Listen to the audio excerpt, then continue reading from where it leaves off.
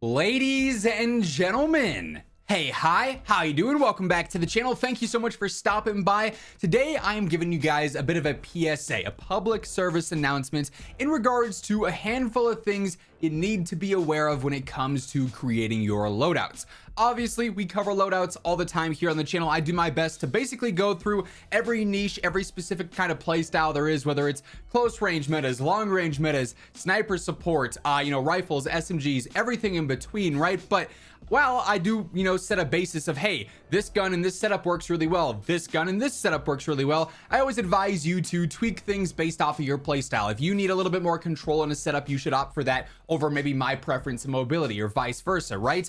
Well, there's a few things that I've seen a lot of people asking about, whether it's in the comments or over on my Twitter or on my Discord. And today I wanted to basically clear things up and, show what you really need to be cautious of when you are creating your setups. So the first thing I want to bring up is snipers, one-shot snipers in particular, because I cannot keep up with how many different comments I get asked, on a daily basis of saying, Zach, did they stealth nerf the cat? Did they stealth nerf the Moors? Why isn't my cat one-shotting? Or why isn't this gun one-shotting, right? And it's because you're using the firing range. Now, if we were to look at this particular cat setup, this is a one-shot cat setup, and it has been a one-shot cat setup since day one. This can one-shot headshot at any range whatsoever. And if you were to go into the firing range with it, what you'll notice is that even when you go through and you set your dummies to 3 plates so it's accurate to the Warzone health, you'd zoom in, you obviously go for a headshot on a dummy, but it cracks its armor.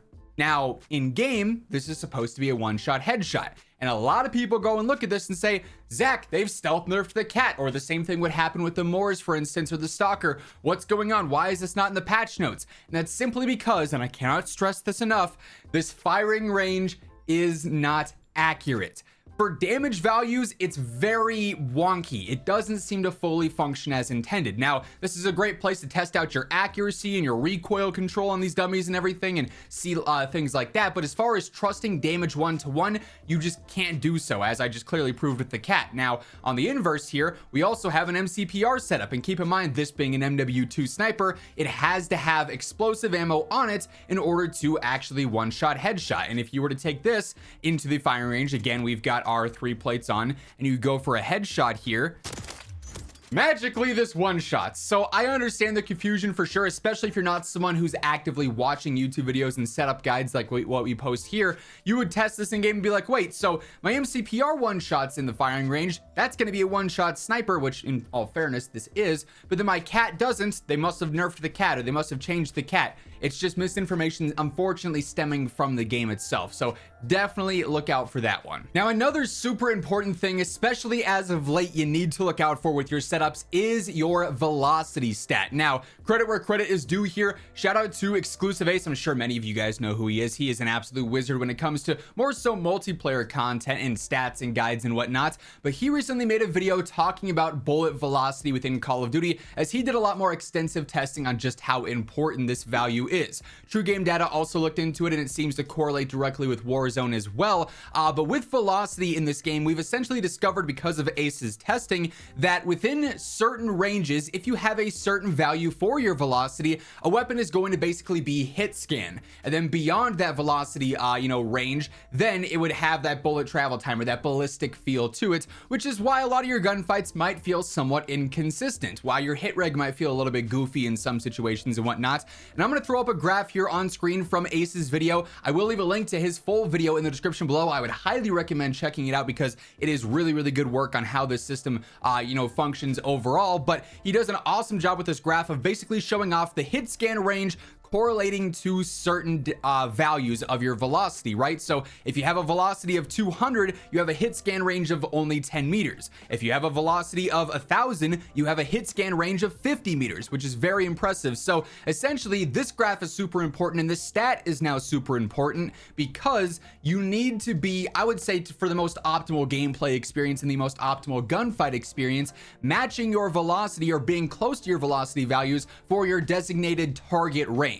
So for instance, long range gunfights that take place between anywhere from 35 to let's say 60 meters, you need to have a minimum of roughly 750 velocity for that 35 meter range, right? To have that hit scan feel. If you're consistently playing Urzikstan or a big map and you are fighting at 45 meters, you're gonna have to have a velocity of 900 in order to have that hit scan feel. For instance, my DG58 here, I have over a 1200 velocity, so I have a super reliable hit scan range of about 60 meters roughly, so that's super convenient for those gunfights. It's gonna make the gun feel a lot better. Vice versa, if you're using an SMG, you want a velocity that's gonna fit in these ranges, and usually my hard cutoff for SMGs is around that 30 meter range. That's the maximum of where you'd want to be taking fights the majority of the time. Here I've got a 590 velocity. The hit scan range for 30 meters is 600, so I'm just under that. It won't be exact hit scan there, but for the vast majority of my fights, that'll cover it just fine, especially out to the mid range. So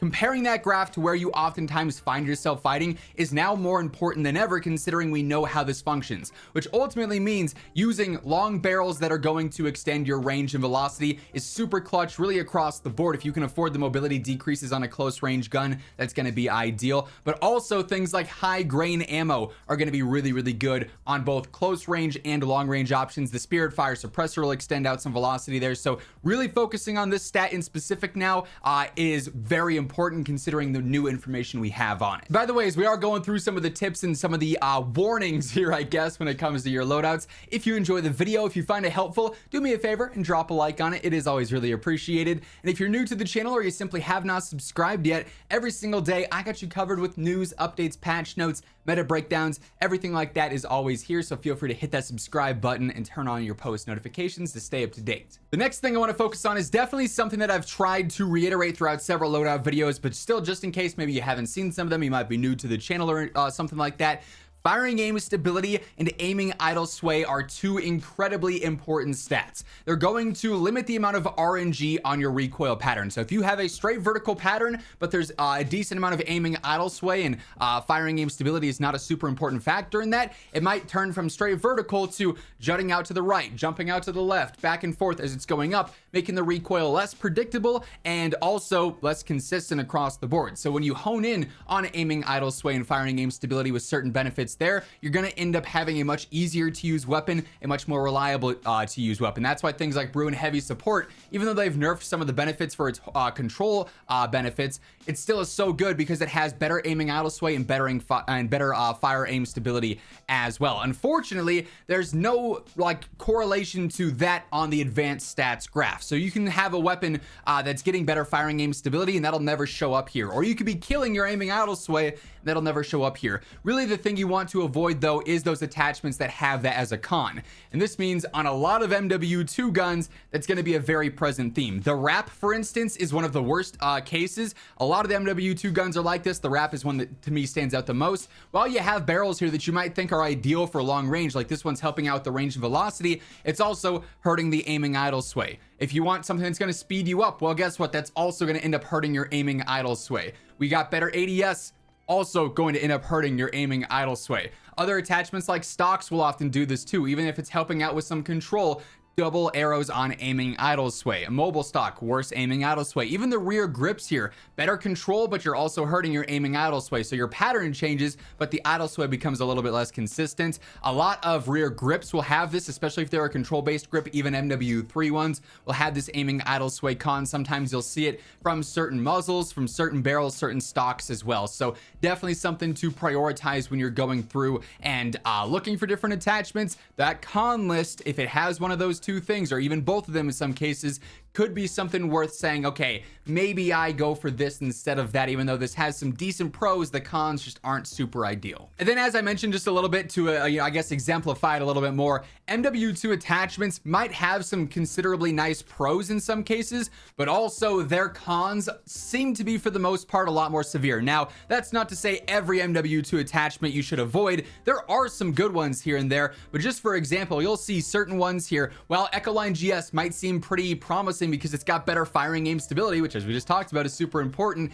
Getting a decreased damage range for a suppressor is not ideal. Something like Harbinger, which used to be a really good go-to in Warzone 2, yeah, that's better firing aim stability, better velocity, better control, but it's also killing your ADS and killing your idle sway at the same time, which of course, and unfortunately we can't see here, terrible ADS speed con across the board. Same deal with Echoless 80, one that we used to run all the time, hurting your ADS, your range, and your idle sway a lot. This applies to several different MW2 suppressors. It can also apply to different compensators as well. Komodo Heavy used to be a go-to within Warzone 2. Now it's hurting your aiming idle sway. A lot of these are going to have those similar pros. Some of these end up hurting your range as well, which is super unfortunate.